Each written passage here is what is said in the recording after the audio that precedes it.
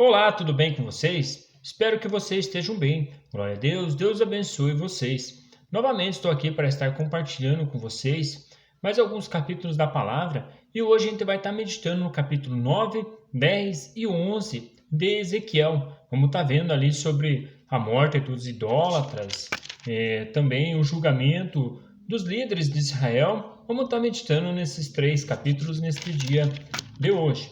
Então vamos lá. Senhor nosso Deus, nosso Pai, te pedimos, Senhor, mais uma vez, Senhor, que o Senhor venha estar nos orientando com a tua palavra, em nome de Jesus. Amém. No capítulo 9 fala bem assim: Então ouvi clamar em alta voz: Tragam aqui os guardas da cidade, cada um com sua arma na mão. E eu vi 6 homens que vinham da porta superior, que está voltada para o norte, cada um com uma arma mortal na mão. Com eles estava um homem vestido de linho, que tinha um estojo de escrevente à cintura. Eles entraram e se puseram ao lado do altar de bronze. E a glória do Deus de Israel levantou-se de cima dos querubins, do querubim, onde havia estado, e se moveu para a entrada do templo. E o Senhor chamou o homem vestido de linho e que tinha o estojo de escrevente à cintura. Ele lhe disse: Percorra a cidade de Jerusalém e ponha um sinal na testa daqueles que suspiram e gemem por causa de todas as práticas repugnantes que são feitas nela. Enquanto eu estava ali, ele disse-me aos outros: Sigam-no por toda a cidade e matem sem piedade ou compaixão, velhos, rapazes e moças, mulheres e crianças. Mas não toquem em ninguém que tenha o sinal. Comecem pelo meu santuário. Então eles começarão com as autoridades que estavam na frente do templo. Vale lembrar que este sinal hoje é adquirido através do Espírito Santo. Quando é selado com o Espírito Santo, já vem um sinal, e esse sinal é onde que, quando Cristo voltar, ele vai levar só os que estão marcados também. Por isso que é necessário nascer de novo da água e do Espírito, para que seja marcado com este sinal do Senhor. Porque caso contrário, quando ele voltar, ele não vai conseguir enxergar o Espírito Santo dele nessa pessoa, e de fato vai ficar para trás. Quem tem o sinal do Senhor vai com ele, só frisando esse contexto que está ali escrito. E ele disse-lhes, e ele lhe disse: Contaminem o templo e encham de mortos os pátios. Podem ir. Eles saíram e começaram a matança na cidade toda. Enquanto isso, eu fiquei sozinho. Então prostrei-me com o rosto em terra, clamando: Ah, soberano Senhor, vai destruir todo o remanescente de Israel, lançando a tua ira sobre Jerusalém? E ele me respondeu: A iniquidade na nação de Israel e de Judá é enorme. A terra está cheia de sangue derramado e a cidade está cheia de injustiça. E eles dizem: O Senhor abandonou o país, o Senhor não nos vê. Então eu, de minha parte, não olharei para eles com piedade, nem os pouparei, mas farei cair sobre a sua cabeça o que eles têm feito. Então o homem de linho com estojo de escrevente à cintura voltou, trazendo um relatório e disse: Fiz o que me ordenaste. Então, se a gente, digamos assim, imaginar quem que era esse camarada de cintura, ali de linho fino, em Apocalipse ali ele fala que nosso Senhor Jesus, ele tem um cinturão de ouro. Enfim, aí já começa a juntar tudo, porque o Senhor Cristo sempre esteve com Deus, desde o princípio e até o fim ele vai estar, e ele é eterno, nosso Senhor Jesus. Enfim, vale lembrar que é bom a gente, quando estiver meditando na palavra, sempre olhar para Cristo. Cristo é a propiciação da nossa alma. Mas enfim, no capítulo 10 fala bem assim: Olhei e vi alguém semelhante a um trono de safira sobre a abóbada, que estava por cima das cabeças dos querubins. O Senhor disse ao homem vestido de linho: Vá entre as rodas por baixo dos querubins, enche as mãos com brasas ardentes, apanhadas de entre os querubins, e espalhe-as sobre a cidade. E enquanto eu observava, ele foi. Ora, os querubins estavam no lado sul do templo quando o homem entrou, e uma nuvem encheu o pátio interno. Então, a glória do Senhor levantou-se de cima dos querubins e moveu-se para a entrada do templo. A nuvem encheu o templo e o pátio foi tomado pelo resplendor da glória do Senhor. O som das asas dos querubins podiam ser ouvido até no pátio externo, como a voz do Deus Todo-Poderoso quando ele fala. Quando o Senhor ordenou ao homem vestido de linho, apanhe fogo no meio das rodas, no meio dos querubins, o homem foi e ficou ao lado de uma roda. No meio do fogo que estava entre os querubins, um deles estendeu a mão, apanhou algumas brasas e a colocou nas mãos do homem vestido de linho, que as recebeu e saiu. Debaixo das asas dos querubins podia-se ver o que se parecia com mãos humanas. Olhei e vi ao lado dos querubins 4 rodas, uma ao lado de cada um dos querubins. As rodas reluziam como berilo.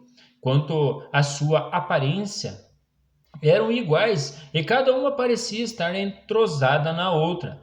Enquanto se moviam, elas iam em qualquer uma das 4 direções que tomavam os querubins. As rodas não se viravam enquanto os querubins se moviam. Eles seguiam qualquer direção à sua frente, sem se virar. Seus corpos, inclusive as costas, as mãos e as asas, estavam completamente cheias de olhos, como as suas 4 rodas. Quanto às rodas, ouvi que umas chamavam giratórias. Cada um dos querubins tinha 4 rostos. Um rosto era de querubim, o segundo de homem, o terceiro de leão e o quarto de águia. Vale lembrar que um dos querubins ali tomou a forma como Ezequiel tinha visto no primeiro ali. A forma do primeiro era um boi, digamos assim. E ali agora já começa a ganhar forma e ele está trazendo ali que fala que era um querubim. Mas enfim, então os querubins se elevaram, eram os mesmos seres viventes que eu tinha visto junto ao rio Quebar. Enfim, vale lembrar que lá ele tinha visto que era um rosto de boi. E aqui ele já está trazendo com uma outra forma. Mas enfim, quando os querubins se moviam, as rodas ao lado deles se moviam. Quando os querubins estendiam as asas para erguer-se do chão, as rodas também iam com eles. Quando os querubins se mantinham imóveis, elas também ficavam. E quando os querubins se levantavam, elas se levantavam como eles, porque o espírito dos seres viventes estava nelas. E a glória do Senhor afastou-se da entrada do templo, parou sobre os querubins, enquanto eu observava. Os querubins estenderam as asas e se ergueram do chão, e as rodas foram com eles.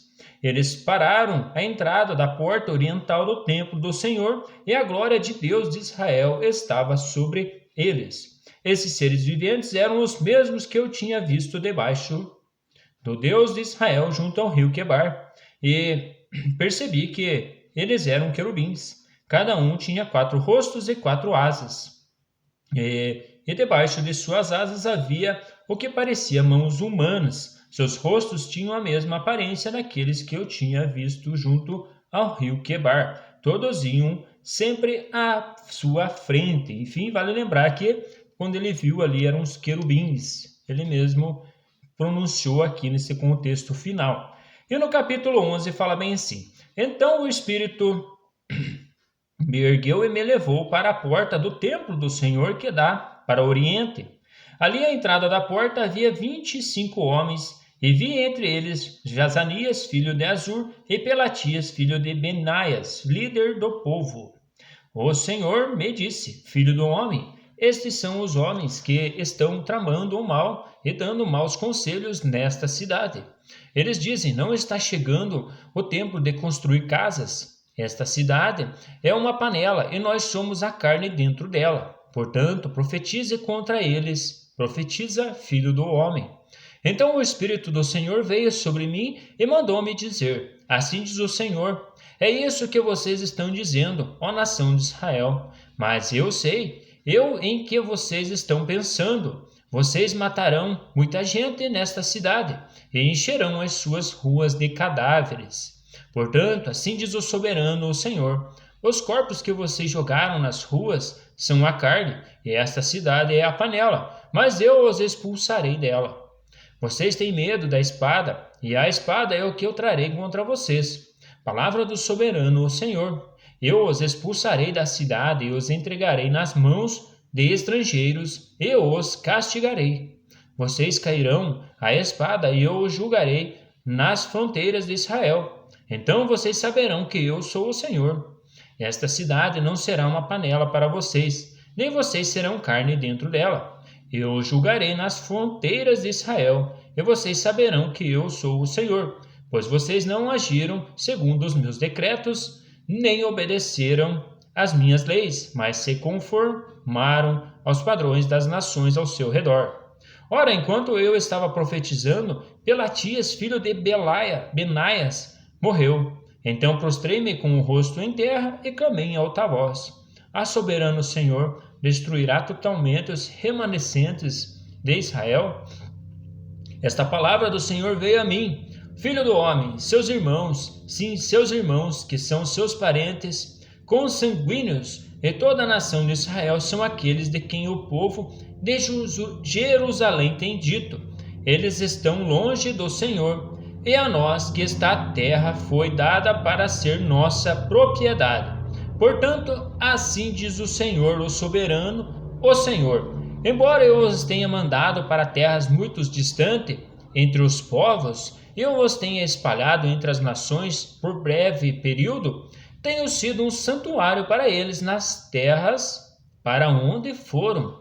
Portanto, diga: assim diz o soberano, o Senhor: eu as juntarei dentre as nações e as trarei de volta das terras para onde vocês foram espalhados, e devolverei a vocês a terra de Israel. Eles voltarão para ela e retirarão todas as suas imagens repugnantes e os seus ídolos detestáveis. Darei a eles um coração não dividido e porém um novo espírito dentro deles. Retirarei deles o coração de pedra e lhe darei um coração de carne. Esse coração aí de pedra é quando vive, digamos assim, sem ter Cristo nele.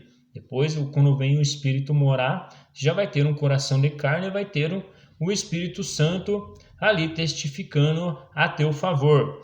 Então agirão segundo os meus decretos e serão cuidadosos em obedecer às minhas leis. Eles serão o meu povo e eu serei o seu Deus. Mas quando aqueles cujo coração está afeiçoado às suas imagens repugnantes e aos seus ídolos detestáveis, farei cair sobre a sua cabeça aquilo que eles têm feito. Palavra do soberano, o Senhor. Então os querubins com as rodas ao lado estenderam as asas, e a glória de Deus de Israel estava sobre eles.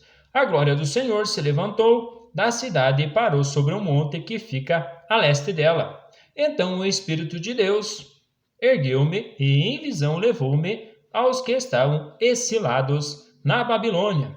Findou-se então a visão que eu havia tido, e contei aos exilados tudo o que o Senhor tinha me mostrado.